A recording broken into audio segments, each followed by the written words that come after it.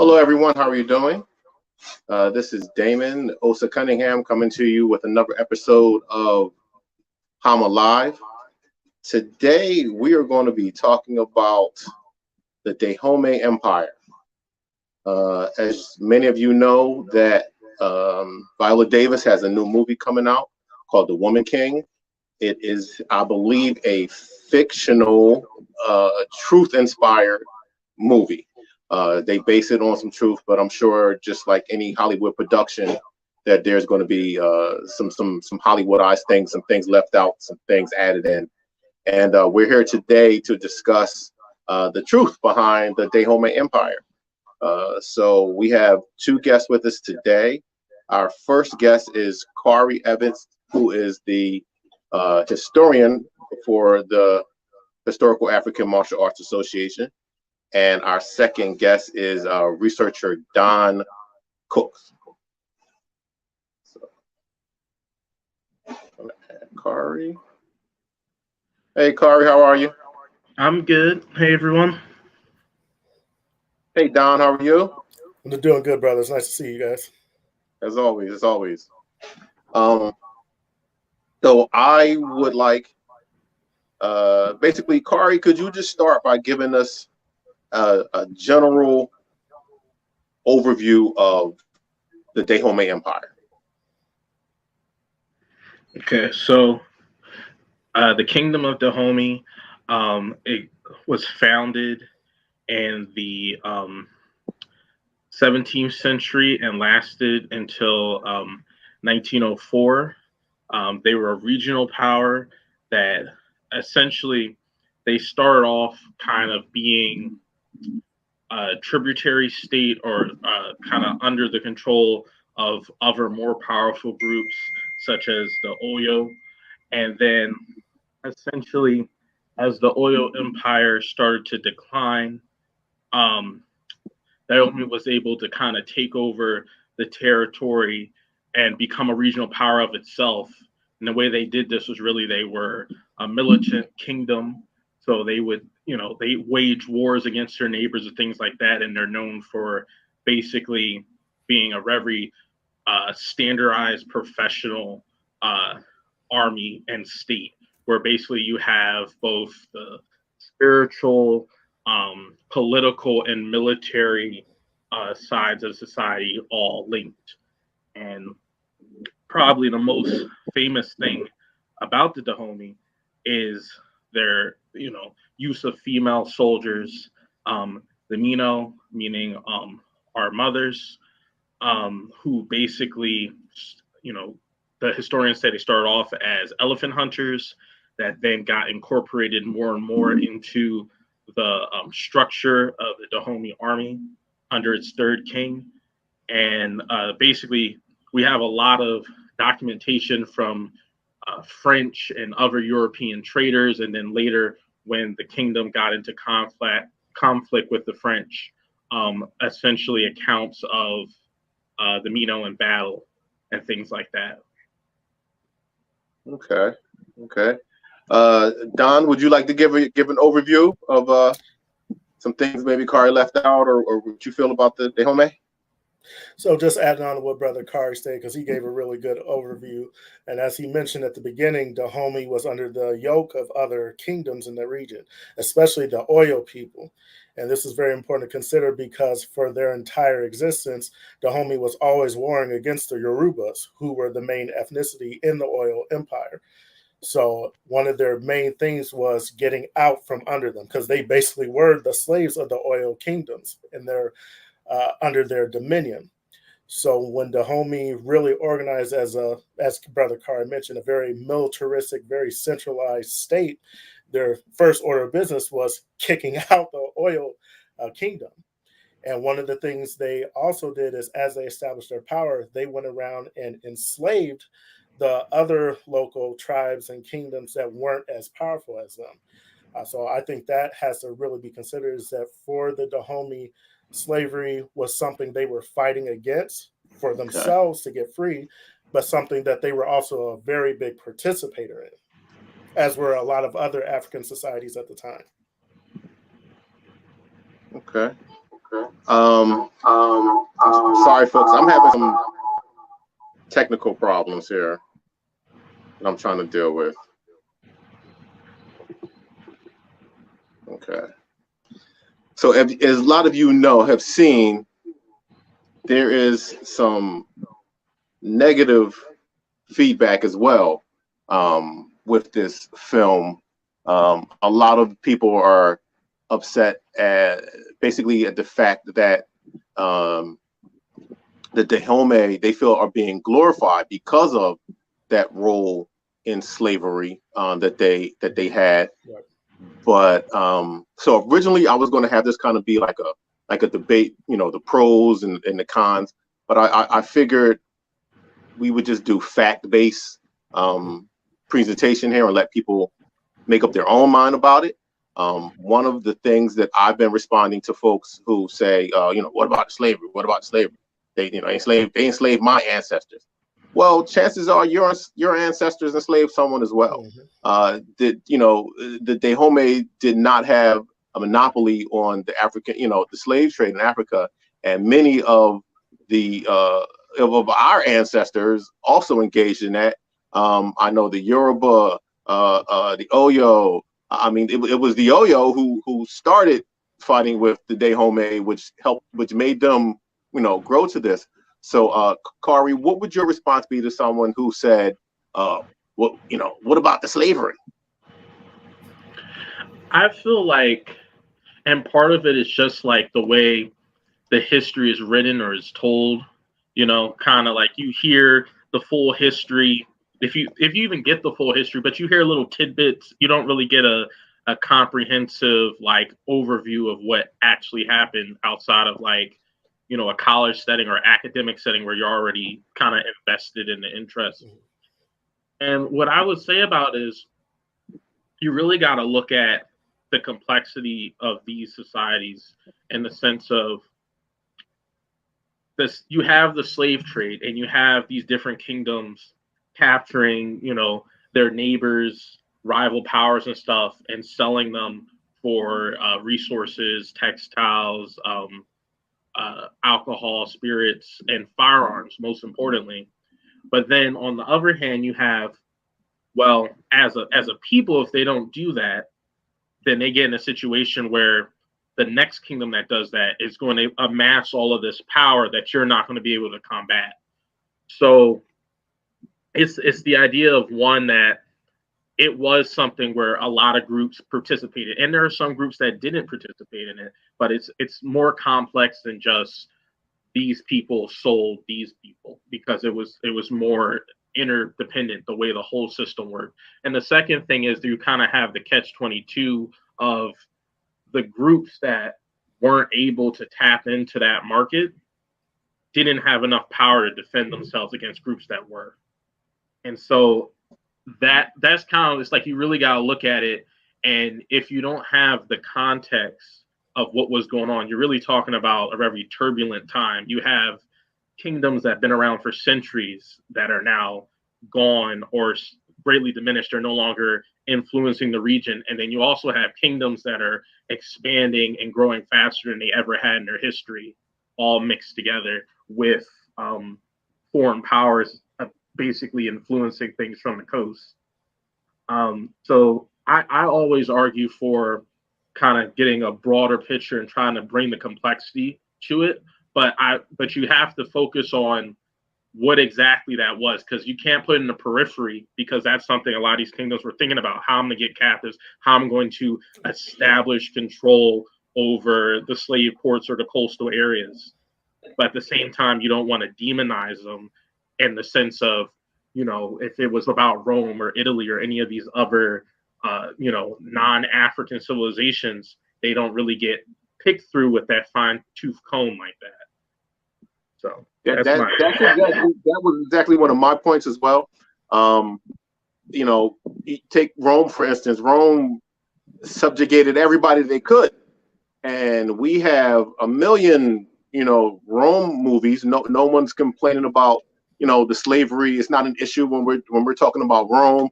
No one cared about the, you know, slaves when Gladiator came on, everybody grabbed the gladiators and ran out in the backyard and started hitting each other. There's a History Channel series on right now, the Colosseum. The Colosseum, every gladiator was a slave.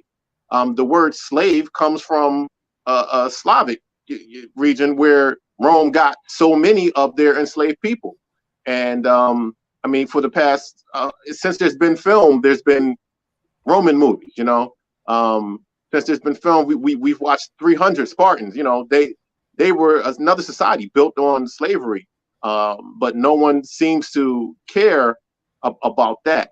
Don, why do you think that it's such a big problem for mostly, honestly, African Americans, Americans of African descent, who feel this way? Well, I think part of it, and this is a big problem with a lot of cases when we look back into stuff in history, is this idea that we're projecting our mentality now backwards. So say when you take Dahomey, for instance, it's erroneous to say that, oh, well, Dahomey went around enslaving their fellow Africans. Why are you talking about them? That's not looking at Dahomey as a civilization on its own terms. Back then, they weren't looking at it as enslaving their brothers or their sisters or whatever the case may be. For the Dahomeans, this was part of their world. This was part of their society. And I think especially for us as African Americans being descended from the slave trade, we have to be really careful when we're studying these areas, especially in a case like this, that we're not projecting our modern morality onto them if we want to truly understand what this is about and have the detachment to really effectively deal with it. Okay. And I can say something to that too.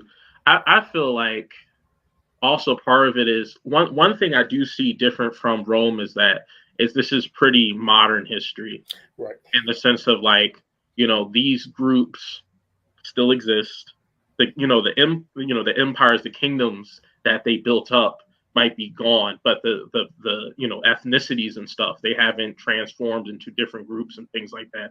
Like you have the Romans and stuff, where it's like you have modern Italy, you have all these other states, and so I don't want to go, and I feel like what it is it's like the history is not really understood because it's presented simplistically. Right. But at the same time, I understand because you're talking about this kingdom, but the result of that is all these people got shipped away or all this whatever. And it's like you said, not seeing them as their own civilization. Right. On the flip side, though, I feel like you should try to give a full picture of it because, one, I feel like this is history that still affects in the modern day more so than necessarily Roman history or some other histories, because it's so close to it. And now that you have all of these modern African states, some of them are, they're using, these empires and kingdoms of yesteryear as, to build up their national image and things like that. And so you have, when you have a history as complex as, the transatlantic slave trade, because it's at one thing, it's you built up all this, Dahomey, Ashanti, you built up all this power in a short amount of time, right? At the same time, though, the aftermath of that, you have the colonization of most of the continent. And so it's you have a fall and you have what you call a golden age right next to each other, After they go and they secure their area in the coastal land, then they start getting in conflict with the French after the Berlin Conference, So it's basically, right, you basically have this very condensed time period where you both see the rise and a fall. And so, all right. Huh? Sorry.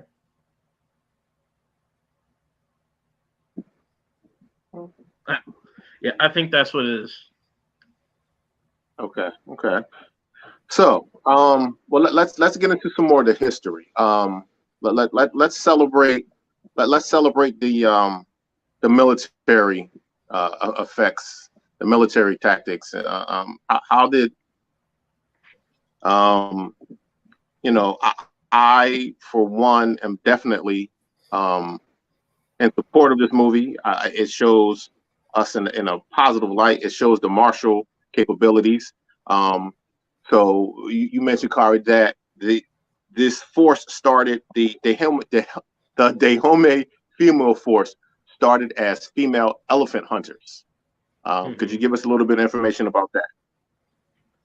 So the sources, they don't really go too deep into it, but basically they started. So there's kind of like within Dahomey, like spirituality, there's like the idea of like counterparts between like male and female and things like that. So you have these elephant hunters, and as you see in West Africa, hunters always have a lot of power in the society because one, like there's a thing like the ability to go and take out animals and things. You can put like a spiritual aspect to that, but then also hunters are people that are trained to use weapons, because to go out to hunt, you got to learn how to use the bow, you got to learn how to use the spear and things like that.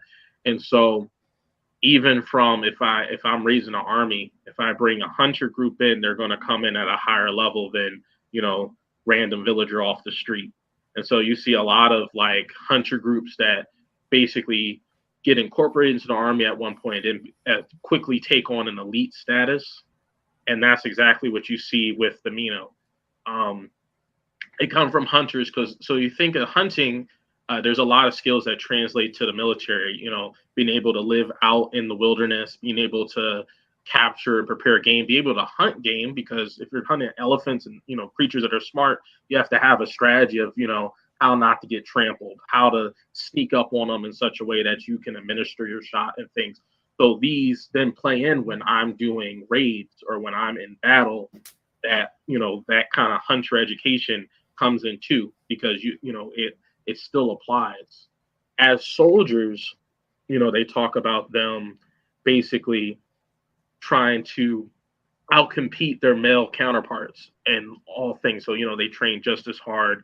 They do drills. They have special dances they do when they perform with like their muskets and stuff like that. They march in line, because with them securing the coast, they're able to import a lot of European weapons and firearms. So really, you're seeing like a modernized African army, where some of the older kingdoms or the surrounding regions were kind of, depending on how much access they could get to firearms, you would have a situation where old weapon systems and new, adopted firearms and things like that from the coast would kind of be used interchangeably. And then as the group gets more access, they kind of replace it completely with firearms. So like, if you're looking at the early time period, you would have mostly, you have people with shields, spears, javelins, bows, things like that. But then later on, as they get more access to firearms, which was going out throughout all the areas, you start seeing marching in file, using bayonets, sabers, things like that, and a more adopting European methods of warfare. And so the Mino kind of also go through that, where when you're talking about when they're fighting the French, they're basically musketeers. Okay.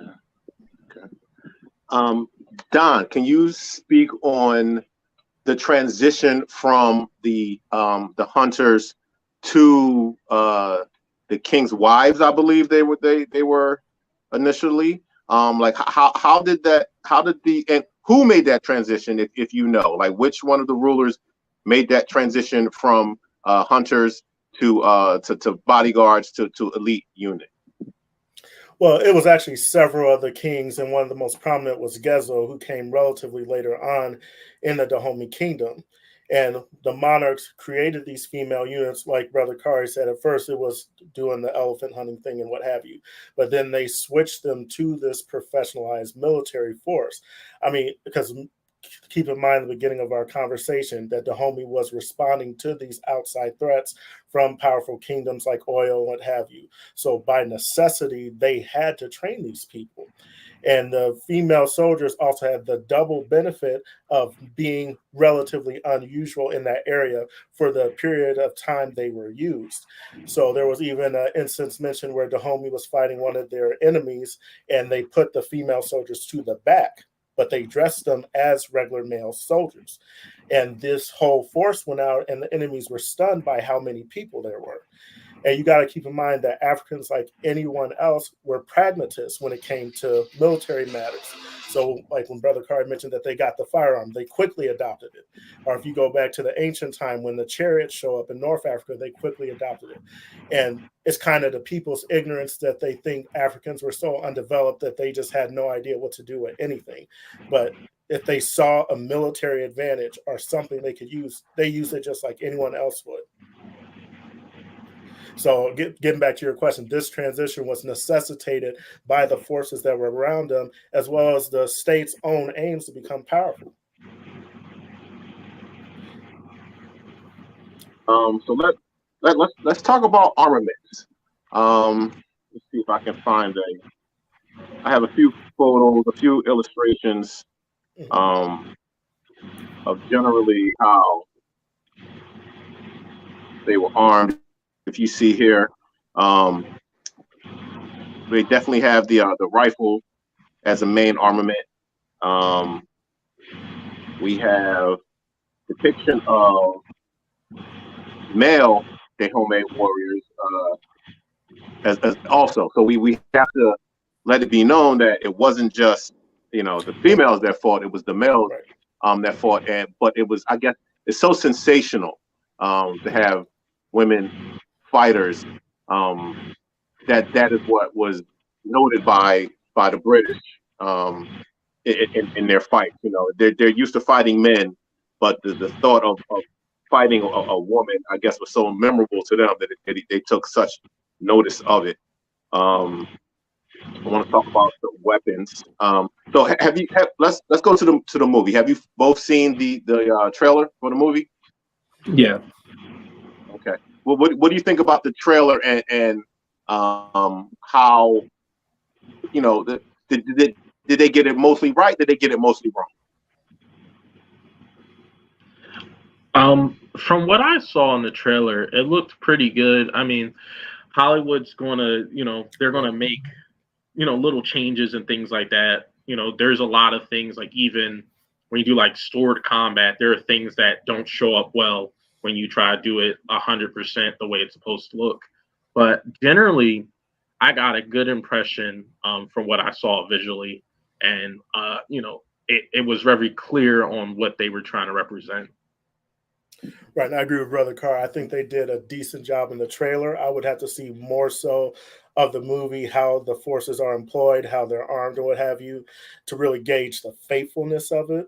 But at least from the trailer, it seems decent. But again, it's a Hollywood movie, so the rigor that they took in portraying it faithfully, I would have to wait till I saw the whole movie to know for sure.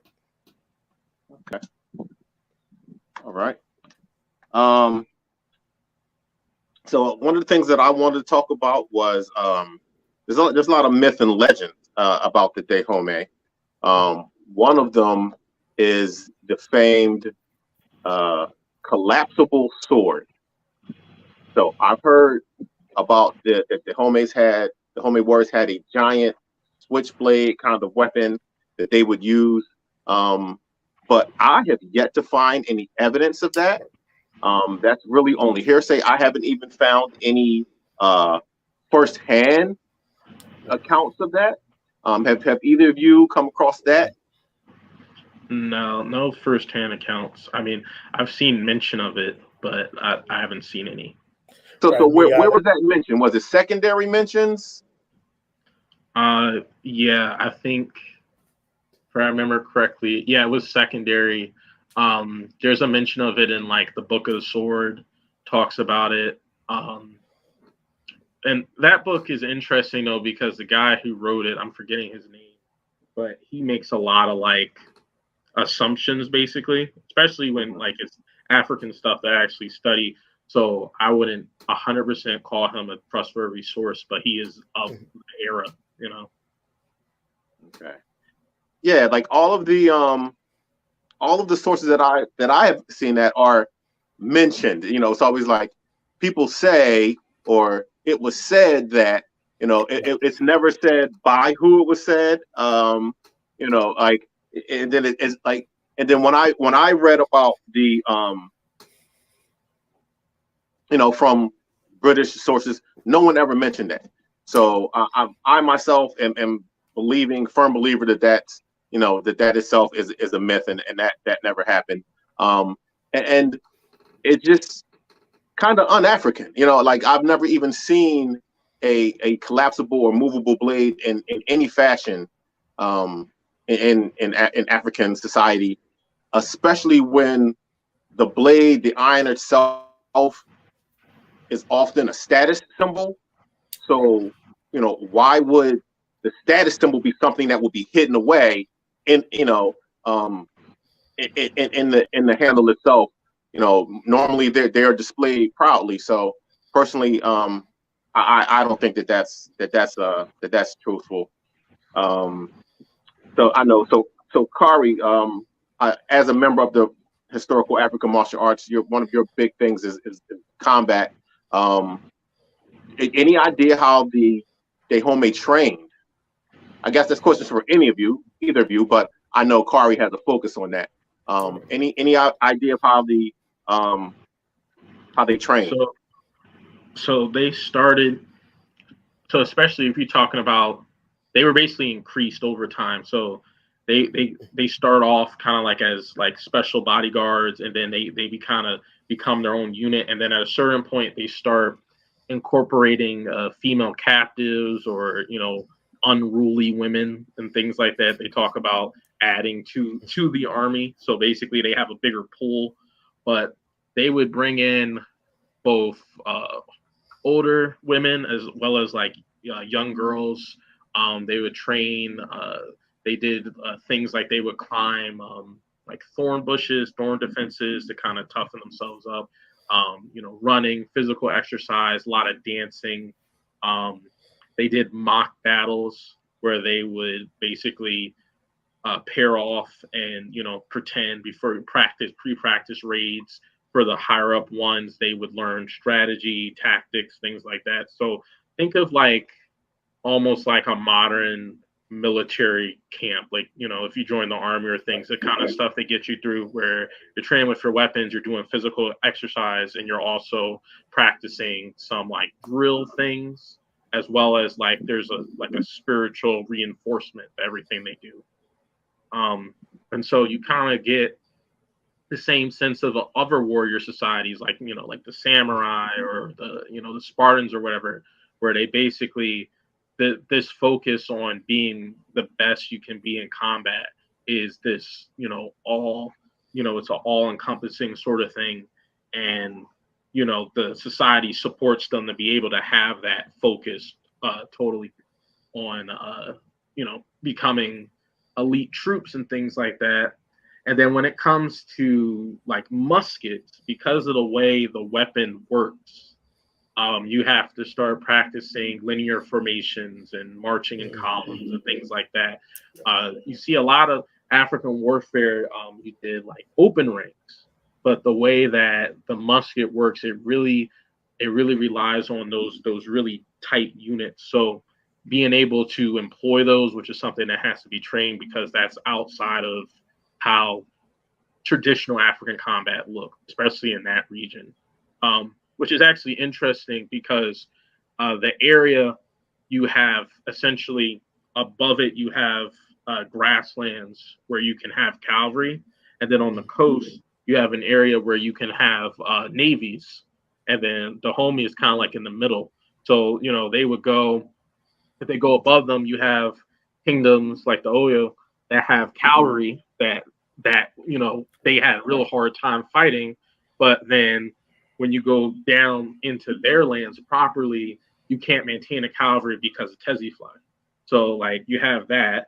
And then you have navies when you go down to the coastal region. And from what I've read, like I have Warfare in Atlantic Africa, they said that there might have been some issues with gunpowder weapons just in the environment, because they said that when they did Navy warfare, it was more likely for them to use old weapons.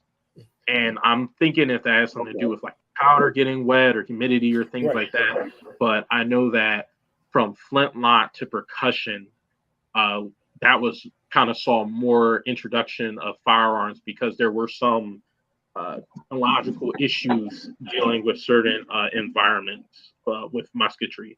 So I found it interesting that they said the Marines generally used bows, javelins, and kind of the older weapons, even if muskets were available. But that's a general. That makes sense.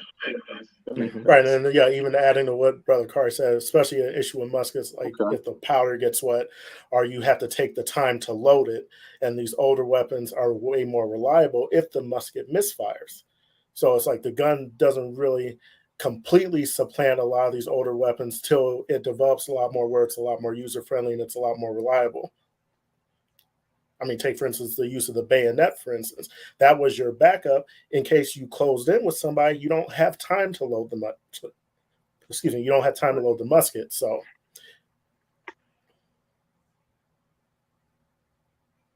all right, got you. So let's talk about some of their enemies. So they started. Who would you say,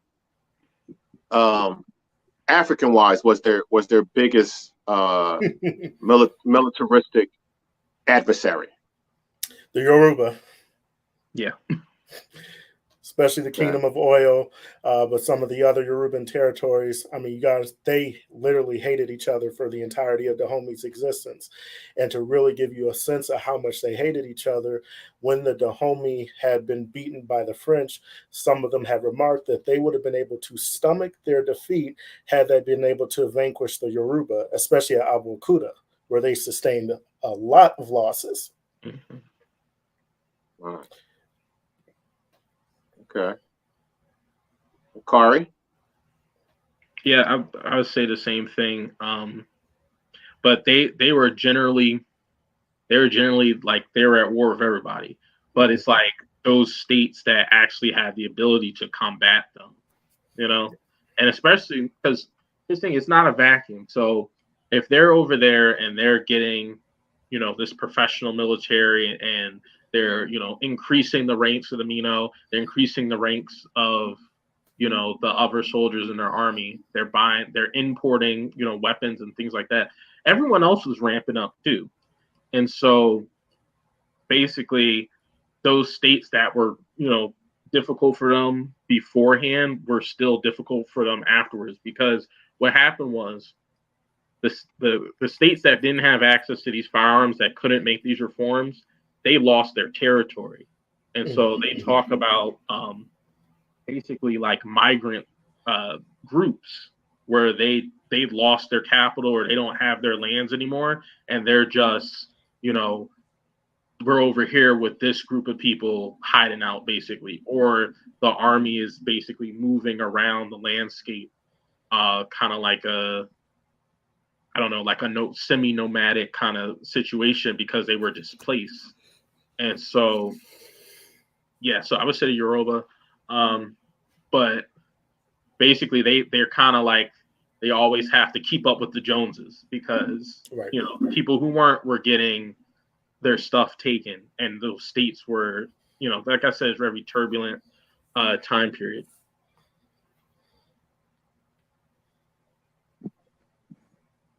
Okay. So, one of the things that I wanted to talk about was the depictions that we have of the Dahomey warriors, and I wish Brother Omri Coke was here because he wrote a fantastic article about I'm gonna call them the fake Dahomeys. So let me pull up the picture here. So a lot of people recognize this photo as a group of Dahomey warriors, the female ones, and these pictures go all over. Let's have a few more here. But according to Brother Amrin Cole, those pictures are not of Dahomey women. Apparently, these are from a Ringling Brothers style sideshow that toured Europe. And these folks were mostly, I believe, Senegalese. And, this is just another way that myths and just complete falsehoods, enter the world of academia and research and are taken as fact. Like I remember a few years ago having a conversation with someone, about the Dahomey Empire and we did, like, you can look at the weapons, you can see, because there's also a photo, I couldn't find it, of a mock battle, where these same actors, I'll call them, are in a mock battle, and now that I know that those pictures were staged basically in Europe, those pictures aren't even taken in Africa. Those are Senegalese people for the most part in Europe. It just it completely knocked out his argument, and it would, if I'd have known that, would have completely changed my argument, with him. So that's just one of the other myths about the Dahomey that I wanted to dispel. So from now on, when you see, there it is right there. So this is a mock a battle that they show. Well, you see the men and the women fighting. This is how they fought. No, it's not. It's not how they fought. That is not a true depiction of how they fought. It was indeed staged. So, from now on, if you see those pictures, to all my viewers, I want you to comment, that shit is fake. Let everybody know that's not the truth. So let's talk about their engagement with the European powers. So, one of the things, the sticking points that many people who are obliged to the movie, who aren't for the movie, what they're saying is, the movie shows them fighting, the British, when in fact it was the British who was trying to outlaw slavery, so they're fighting to keep slavery. So let's talk about some of their engagements with Europe, with Britain at the time. Well, I'll say about the British abolishing the slave trade.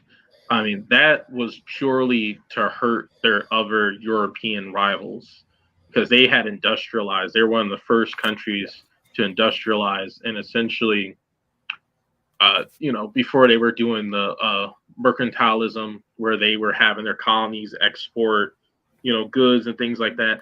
And they really had this sense of, like, me harming my neighbors is going to make me wealthier and more powerful. So when the British didn't really need the slave trade system anymore, because of the way that they had reformed their society, that's when they looked to ban it, basically.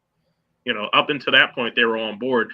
But if the Spanish and the French and stuff can't get access to all this free labor, that benefits me, because I have factories and things like that. So I feel like that's kind of, you're missing the historical context, because, like, I wouldn't even frame it like that. But then the other thing is the relationship is it's kind of common of what you see with the other people who traded with the Europeans, where essentially you go from them wanting to trade with you to basically, after Berlin Conference and things like that, they start trying to put more and more influence onto your lands. Send in, like, they talk about, like, we go like South Africa, sending missionaries over, and the missionary gets hurt. Now we can come over with an army because we got to protect our missionaries. So they basically chipped away. And part of that was that while they necessarily couldn't always fight the African armies, so like like Dahomey and things, like if they wanted to attack them, they couldn't always necessarily beat them in their lands, especially if they don't have that many people over there. The Europeans controlled the coast, because on the coast, they have their, their giant warships and things like that. They have cannons. And so since they're able to basically have these footholds, they basically can bide their time because they can't really be dislodged. And so what you have is essentially the French continue to put more pressure on the Dahomey state, trying to get advantage of the trade, so the trade is more beneficial for them, things like that. And then they start sending forces into their territory, which ends in 1890. It leads to the first conflict between them because essentially they were violating, even the treaties they had signed with them. The French were continuing to press into their lands and things like that. Of course. So that led to an attack, and that attack was on a fort, and it was in 1890. I don't have the exact date. I don't have the exact date on me, but essentially the Mino were in that battle. They were able to breach into the fort while under heavy French fire. So that's impressive. But then they were kind of repulsed, and then they fought a second conflict, which essentially, led to the decline of the state. And basically, that's kind of what you see is that you go from, beneficial trade relations to, the European powers putting more and more